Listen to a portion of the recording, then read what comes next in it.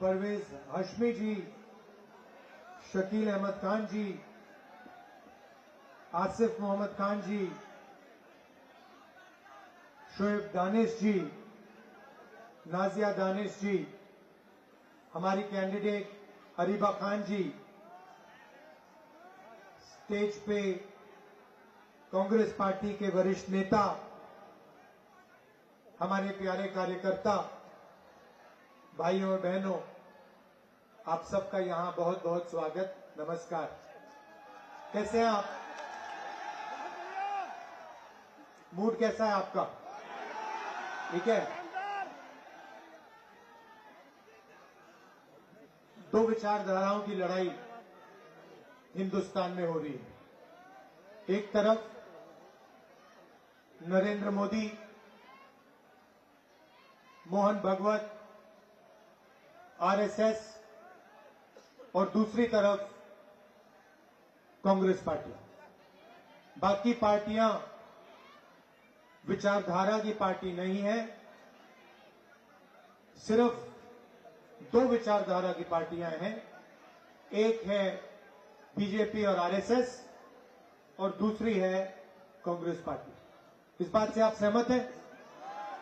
इस बात को एक्सेप्ट करते हो ना? ये संविधान,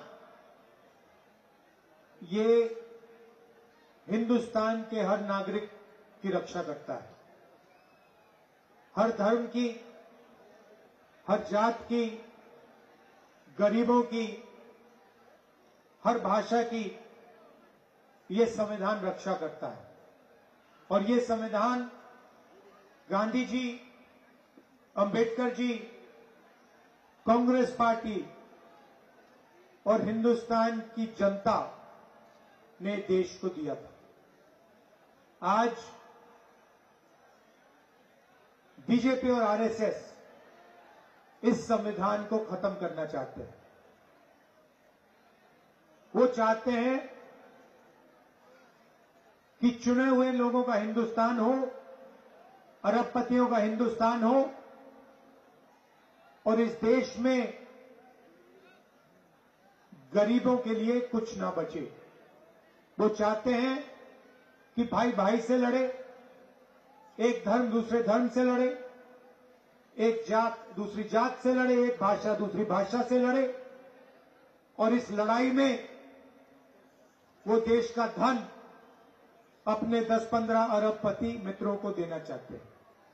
और कांग्रेस पार्टी, जिसने ये संविधान की लड़ाई लड़ी, आजादी की लड़ाई लड़ी, वो इस संविधान को बचाने में लगी है, इस संविधान की रक्षा करने में लगी है। और एक बड़ा सुंदर नारा भारत जोड़ो यात्रा में से आया, जो सब कुछ समझा देता है। नफरत के बाजार में हमें मोहब्बत की दुकान खोलनी है। और हिंदुस्तान में मोहब्बत की दुकान जब ही खुलेगी जब इस संविधान की रक्षा होगी, जब ये संविधान मजबूत होगा और जब भाईचारा फैलेगा। बीजेपी जितनी भी नफरत फैलाए, जितनी नफरत के वो बाजार खोलें, उतनी ज्यादा हम मोहब्बत की दुकानें हर चौराहे में, हर गांव में, हर जगह खोलेंगे। और एक बात समझ लीजिए, बाकी पार्टी वाले सब, मैं नहीं जानता मोदी जी से डरते नहीं डरते, केजरीवाल जरूर कांप जाते हैं। और वो आए थे, उन्होंने कहा था कि नई तरीके की राजनीति करूंगा, साफ सुथरी राजनीति। और सबसे बड़ा लिकर स्कैम, सबसे बड़ा भ्रष्टाचार दिल्ली में केजरीवाल जी और उनकी पार्टी ने किया है। साफ राजनीति, दिल्ली में सांस नहीं ली जाती है, पोल्यूशन बढ़ता जा रहा है, साफ पानी नहीं मिलता है, रोजगार नहीं मिलता है, महंगाई बढ़ती जा रही है। यह है केजरीवाल जी की राजनीति, शीश महल वाली राजनीति। पहले छोटी सी गाड़ी में घूमते थे, इलेक्ट्रिक पोल पर चढ़ जाते थे, जन लोकपाल बिल की बात की थी, अब सब भूल गए। बिजली का खंभा भूल गए, छोटी गाड़ी भूल गए, अब शीश महल वाली राजनीति करते हैं केजरीवाल जी। और जब दिल्ली में नफरत फैल रही थी, जब आपको उनकी जरूरत थी, जब माइनॉरिटीज को उनकी जरूरत थी, तो फिर वो आपके साथ नहीं खड़े थे। मगर कांग्रेस पार्टी और मैं आपके साथ खड़े थे।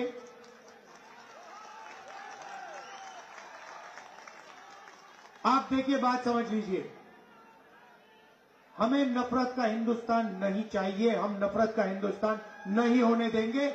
हमें डर का हिंदुस्तान नहीं चाहिए और इस हिंदुस्तान में कोई नहीं डरेगा। ना गरीब डरेगा, ना माइनॉरिटी के लोग डरेंगे, ना दलित डरेगा, ना आदिवासी डरेंगे, ना किसान डरेंगे, कोई नहीं डरेगा। और जितना ये डर फैलाने की कोशिश करेंगे, जहां भी एक डर फैलाने की कोशिश करेंगे, हम इनके सामने खड़े होके मोहब्बत की दुकान, इनके मुंह के सामने, नरेंद्र मोदी के चेहरे के सामने हम मोहब्बत की दुकान खोलेंगे। और ये मत सोचिए, ये नरेंद्र मोदी जी जो हैं, इनसे कोई हम डरते नहीं है। आपने देखा होगा, पहले लंबे लंबे भाषण होते थे, 56 इंच की छाती होती थी। लोकसभा के चुनाव के बाद आपने इनका चेहरा देखा होगा, 400 पार हो गए इनके क्या। संविधान को ऐसे किया है नरेंद्र मोदी जी ने, कांग्रेस पार्टी ने नरेंद्र मोदी जी को ऐसे मत्था टिकवा के ये यहां लगवा दिया कांग्रेस पार्टी ने। हम विचारधारा के लिए लड़ते हैं, हम संविधान के लिए लड़ते हैं, और हमारे लिए हिंदुस्तान का हर एक नागरिक, जो कॉन्स्टिट्यूशन में लिखा है, हिंदुस्तान का हर एक नागरिक प्यारा है। हर एक नागरिक एक जैसे हैं, सब समान हैं, और सबकी रक्षा, सबके बीच में मोहब्बत, एकता, भाईचारा होना चाहिए। ये हमारी सोच है। आप देखिए, केजरीवाल जी ने लंबे भाषण किए। पहले ओखला इंडस्ट्रियल सेंटर हुआ करता था, यहां पे छोटे बिजनेसेस होते थे, इंडस्ट्री होती थी। कहां गई, कहां गई? मोदी खा गया और केजरीवाल ने खत्म कर दिया। नोटबंदी की नरेंद्र मोदी ने, गलत जीएसटी लागू की। क्यों? ओखला को खत्म करने के लिए, छोटे व्यापारियों को खत्म करने के लिए, स्मॉल और मीडियम बिजनेस वालों को खत्म करने के लिए, और अदानी अंबानी जैसे अरबपतियों के लिए रास्ता खोलने के लिए। हम अदानी और अंबानी वाला हिंदुस्तान नहीं चाहते हैं। हम हिंदुस्तान चाहते हैं भाईचारे का, एकता का, और हम चाहते हैं कि हर एक व्यक्ति इस देश में सपना देख पाए। इसीलिए जहां भी हमारी सरकार बनती है, हम गरीबों के लिए काम करते हैं, हम एकता के लिए काम करते हैं, हम भाईचारे के लिए काम करते हैं, और वही हम दिल्ली में करना चाहते हैं। आपने केजरीवाल जी के 10 साल देख लिए। उससे पहले आपको याद है शीला जी ने किस प्रकार से यहां पे काम किया था, इंफ्रास्ट्रक्चर बनाया था, पूरी दिल्ली को बदल दिया था। ये केजरीवाल लंबे लंबे भाषण करते हैं, भ्रष्टाचार करते हैं, मगर काम दिल्ली की जनता के लिए नहीं करते हैं। मैं आपसे पूछता हूं, केजरीवाल जी ने पोल्यूशन के बारे में क्या किया, मुझे बताओ। बीमारी फैल रही है, दमा फैल रहा है, एस्मा फैल रहा है, कैंसर फैल रहा है, लंबे लंबे भाषण हो गए, मगर पोल्यूशन के लिए आपके चीफ मिनिस्टर ने, केजरीवाल जी ने क्या किया है? रोजगार के लिए मुझे बता दो।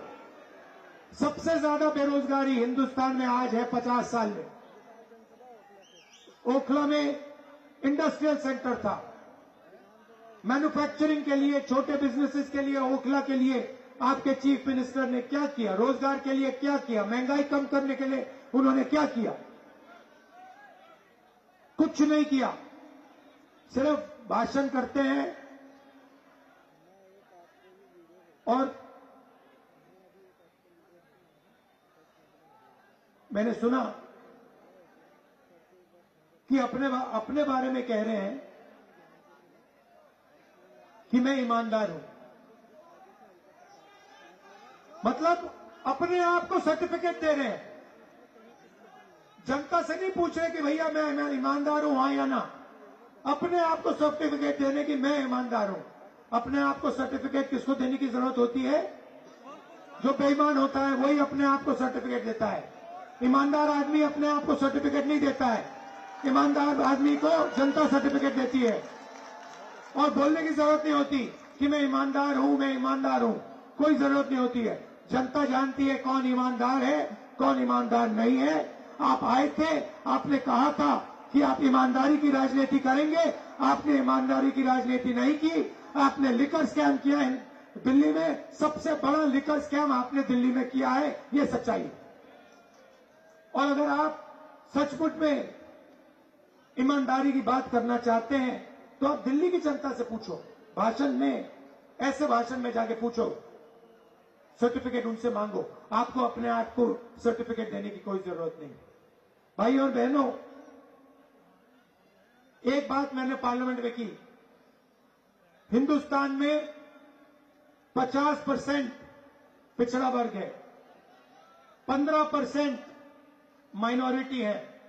उसमें मुसलमान हैं, ईसाई हैं, सिख भाई हैं,